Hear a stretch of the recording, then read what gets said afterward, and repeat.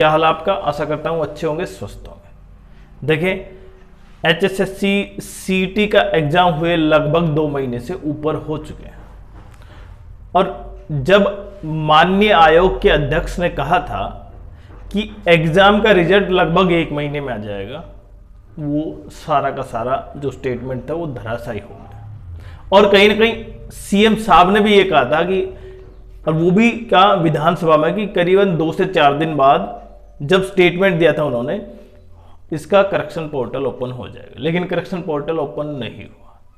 तो क्या इसका सबसे बड़ा कारण है कि HSSC इतना डिले क्यों कर पा रही है इस रिजल्ट को? हालांकि ग्रुप डी से संबंधित नोटिफिकेशन की कहीं चर्चा हो रही थी कि ग्रुप डी का भी हो जाएगा।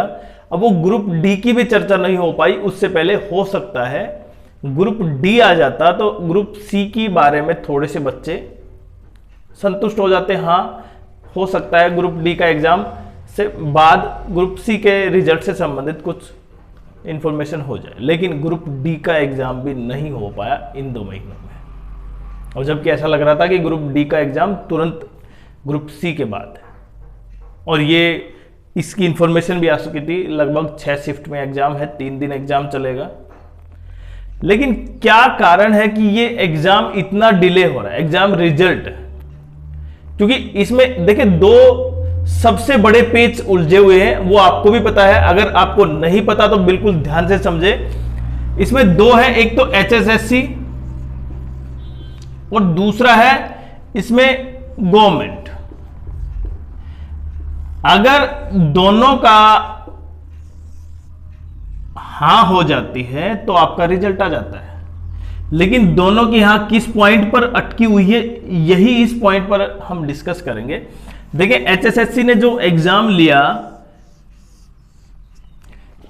और उस एग्जाम में जो 2 एग्जाम मतलब 2 पेपर हार्ड थे ना, और 2 पेपर क्या थे, इजी थे, मतलब 2 शिफ्ट कहूं मैं, और उसकी वजह से ये सबसे बड़ा पेच फंसा हुआ है। मतलब अगर, क्योंकि पेपर का लेवल इन दोनों के मुकाबले काफी हार्ड था, ये आपको भी पता है, उसके बारे में डिस्कस नहीं कर रहा मैं, लेकिन क्यों है देखें। अब ये अगर इनको मार्क्स, जिनका पेपर हार्ड है उनको मार्क्स दे दिए जाएंगे, उनको मार्क्स तो मिलेंगे, दे दिए जाएंगे, इसका अर्थ नहीं है। नॉर्मलाइजेशन तो यही होता है। अगर आप किसी भी संस्था में हैं, किसी भी HSSC हो, SSC हो, रेलवे हो, सब में नॉर्मलाइजेशन होता है, जिसमें 1 से ज्यादा शिफ्ट है। इसमें 4 शिफ्ट थी, पेपर का लेवल भी काफी डिफरेंस था, तो नॉर्मलाइजेशन के मार्क्स मिलने चाहिए। जब इनको मार्क्स मिलेंगे तो कहीं ना कहीं उनको मार्क्स क्या होंगे, कैंसिल होंगे, कटेंगे। अब ये जो मार्क्स का जो लफड़ा है ना, आप समझ पा रहे हैं कितना बड़ा इश्यू है। अगर मार्क्स दिए जाते हैं तो भी लोग कहां जाएंगे, माननीय कोर्ट में जाएंगे कि किस बेसिस पे इनको मार्क्स मिले, और उनके मार्क्स कम किए गए। दूसरा, अगर ये इनको मार्क्स, इतने मार्क्स नहीं अप्रूव करते हैं, मतलब इतने मार्क्स नहीं दे पाते हैं जिनकी हार्ड शिफ्ट थी, और इनके मार्क्स इतने नहीं कट पाते हैं, इतने माइनस नहीं हो पाते हैं, तो ये जो कैंडिडेट हैं वो फिर से कोर्ट में जाएंगे। मतलब रिजल्ट की अगर मैं बात करूं तो रिजल्ट फिर से डिले होगा। लेकिन अगर माननीय कोर्ट में जाने से पहले ही HSSC दोनों पक्षों को संतुष्ट कर देती है, और वो संतुष्ट कैसे हो सकते हैं जब आपका एक का प्लस और दूसरे का माइनस हो, तो संतुष्ट हो ही नहीं सकते। इसका तो केवल एक ही विकल्प है कि जितने भी कैंडिडेट पेपर में दिए उन सभी को मेंस के लिए बुला लिया जाए। लेकिन ऐसा हो नहीं सकता। अगर मेंस के लिए भी उतने ही कैंडिडेट गए, फिर तो पेपर करवाने की क्या जरूरत थी।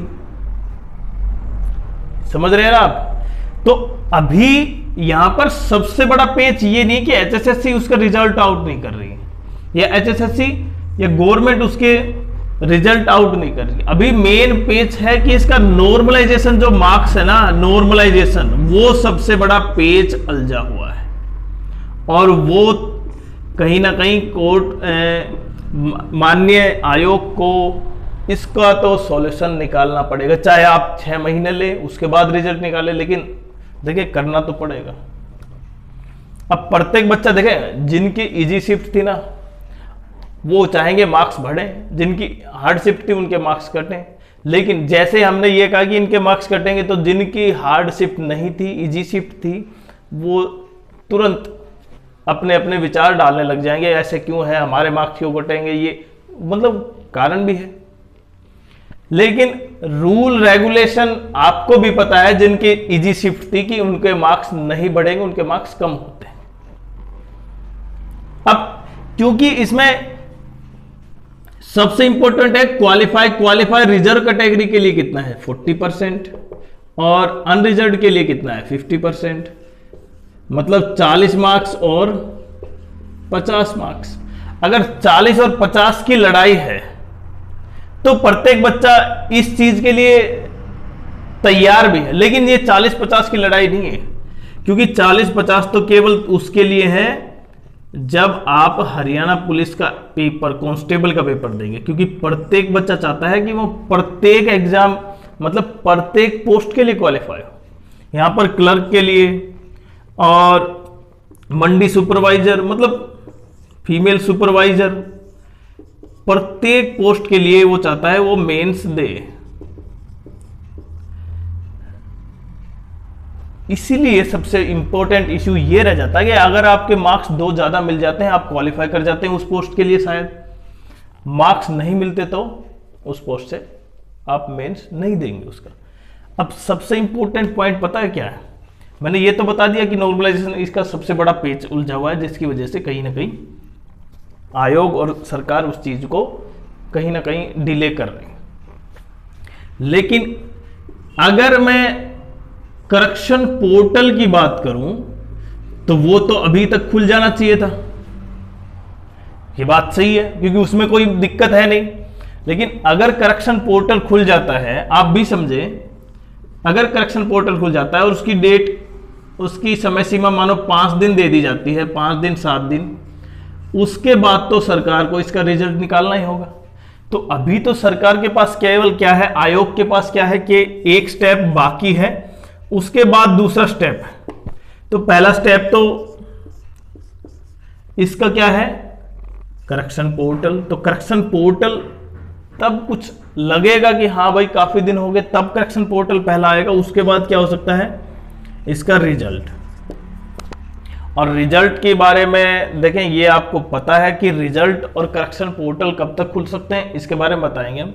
लेकिन सबसे बड़ा मैंने बताया ना, डिले का प्रमुख कारण क्या है, इसका नॉर्मलाइजेशन फॉर्मूला। क्योंकि नॉर्मलाइजेशन आप कभी भी इस तरह का कार्य करें जब डिफरेंस बहुत ज्यादा हो ना पेपर के लेवल में, तो प्लस माइनस होंगे और आप कभी भी उन दो पक्षों को इक्वल नहीं कर सकते।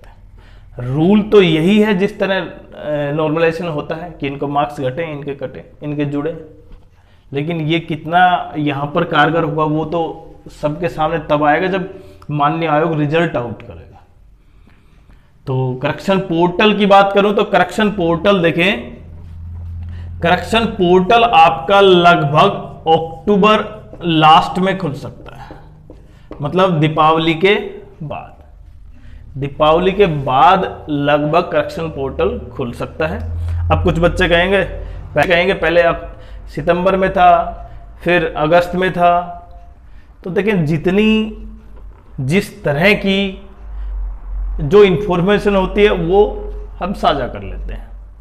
हाँ, एक पॉइंट ये भी है कि प्रत्येक बच्चा अगर केवल एचएसएससी के ऊपर डिपेंड है तो ये डिपेंड नहीं होना चाहिए। क्यों? क्योंकि आपको जैसे एग्जाम अभी क्या है, एसएससी के दिल्ली पुलिस के कांस्टेबल के एग्जाम अब हैं। हालांकि एसएससी में पेच उलझा हुआ है, लेकिन उनके एग्जाम कहीं ना कहीं थोड़ी सी श्योरिटी है इसके मुकाबले। तो आप दिल्ली पुलिस का एग्जाम, रेलवे के आरआरबी का, एनटीपीसी का, उसके अलावा देखें एनटीपीसी का है, उसके अलावा आईबी का एग्जाम हुआ जो सिक्योरिटी असिस्टेंट का। मैं केवल 12th लेवल की बात कर रहा हूँ। ग्रेजुएशन में तो ACIO का भी एग्जाम हुआ है, एनटीपीसी ग्रेजुएशन लेवल का भी था, अंडर ग्रेजुएट का भी था, अभी ग्रुप डी के लिए कहीं ना कहीं वो कैंसिल हो गई है डेट, जो 17 नवंबर थी। तो आपको विकल्प तैयार रखने चाहिए। ऐसा नहीं है कि केवल आप एचएसएससी पर डिपेंड रहे। हो सकता है आप सेंटर में चले जाएं, लेकिन जब एचएसएससी की वापस आए तो आप अगर उसमें सिलेक्ट हो जाते तो वापस आ सकते हैं अपने स्टेट में। अब मैं रिजल्ट की बात करूं, रिजल्ट कब तक आएगा? देखें, अगर सब कुछ सही रहा तो रिजल्ट इसका नवंबर में आ सकता है, नवंबर में तक। और भर्ती होगी पहली वही हरियाणा पुलिस कांस्टेबल की, इसमें कोई दो राय नहीं है। Haryana police constable male female, और उसके लिए कहीं ना कहीं क्वालिफाई बहुत जरूरी है, और क्वालिफाई होते ही आप उसके लिए एलिजिबल होंगे। उसके लिए मार्क्स इतने ज़्यादा मायने नहीं रखते, क्योंकि वहाँ पर फिजिकल भी है। तो मैं तो यही कहूँगा कि आप एचएसएससी की तैयारी करते रहें, लेकिन आपने भी तैयारी छोड़ दी है, ये आपको भी पता है। बहुत से कैंडिडेट ने तैयारी छोड़ रखी है। क्यों? क्योंकि जैसे एग्जाम आएगा और पता नहीं कब आए, हो सकता है इस साल आए ही ना, नेक्स्ट ईयर आए। ठीक है, मेंस तो सीईटी मेंस तो नेक्स्ट ईयर ही होगा, लेकिन ग्रुप डी का तो एग्जाम हो सकता है ना। तो ग्रुप डी का एग्जाम लगभग नवंबर दिसंबर में हो सकता है, और वो भी हो सकता है, इसलिए नहीं पढ़ रहे प्रत्येक बच्चा। तो इसलिए जिनको तैयारी करनी है ना ठीक ठाक, वो एचएसएससी के साथ साथ एसएससी के एग्जाम्स की तैयारी करें। सीजीएल, सीएचएसएल, एमटीएस अगर आप कर रहे हैं तो वो बेस्ट है। हालांकि सीजीएल में जिस तरह चल रहा है ना, वो एक शायद आज उसकी एक बड़ी कॉन्फ्रेंस है, प्रेस कॉन्फ्रेंस, उसमें शायद पता चल जाए। माननीय कोर्ट में भी मामला है। तो प्रत्येक बच्चे को मैं तो यही कहूँगा कि आप अपनी तैयारी को सुचारू रखें। ठीक है, देखिए सिलेक्शन उन्हीं का होता है जो लगातार पढ़ते हैं, और सिलेक्शन किनका? जो एचएसएससी की तैयारी की, जिन्होंने एसएससी की तैयारी की। एचएसएससी का एग्जाम बीच में आ गया तो आपने केवल हरियाणा जीके को एक्स्ट्रा पढ़ा, बाकी आपके हैं ही, इंग्लिश ठीक है आपकी, मैथ्स ठीक है, रीजनिंग ठीक है, जीके ठीक है, तो बचा केवल हरियाणा जीके, हिंदी। तो आपने केवल 2 टॉपिक कवर कर सकते हैं, ऐसा ज़्यादा इंपॉर्टेंट पॉइंट नहीं है। लेकिन अगर केवल आप हरियाणा जीके पर रहेंगे या हरियाणा एचएसएससी पर रहेंगे तो बाकी एग्जाम्स आपके निकल जाएंगे। तो इसलिए उनको भी बहुत ध्यान देना है। लेकिन अगर चैनल पर नए हैं तो चैनल को सब्सक्राइब करें, वीडियो को लाइक करें और शेयर जरूर करें।